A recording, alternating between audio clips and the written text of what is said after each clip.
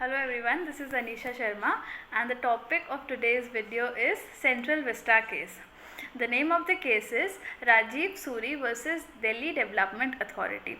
The bench that was constituted for the case consisted of Justice A.M. Khanwalkar, Justice Dinesh Maheshwari and Justice Sanjeev Khanna.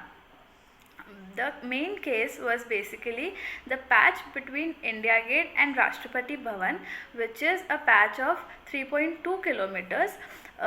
There, the construction of Prime Minister's residence, Prime Minister's office, Secretariat office, new Parliament building, and new government Union Government officers building was to be constructed, and this was in dispute. The cost that had to be incurred in the project was of 20,000 crore rupees.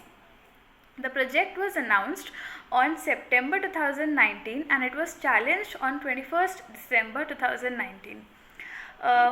Basically, on April 2020, a PIL had been launched in the Supreme Court. What is a PIL? A PIL is a petition that can be filed by any member of public for any matter of public interest for redressal of any public wrong or public injury. This petition may be filed for the aggrieved to seek the enforcement of their fundamental rights. And this concept of PIL was brought in India by Justice P.N. Bhagwati. This acts as an relaxation for the traditional use of locus standi. Locus standi is basically by what capacity you are standing in front of the court, or by what authority you are bringing the case in front of the court or appearing in the court. So, PIL was filed on April 2020. In March 2020, the government had issued a notification whereby they had changed the use of land of 86 acres from the project. So, this notification was challenged, and in the petition, the petitioner contended and asked the Supreme Court to issue injunction orders for the project. The Supreme Court transferred the case to the Delhi High Court and asked Delhi High Court to hear further injunction pleadings. The Delhi High Court used very harsh words for this petition and claimed it to be a motivated plea.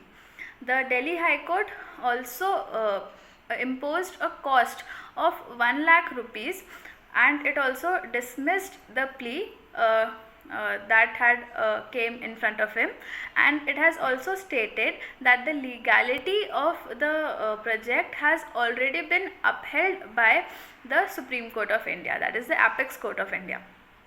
So, the petitioner Rajiv Suri, what he contended in his petition was that he said that the project is violative of Article 21 of the Constitution of India.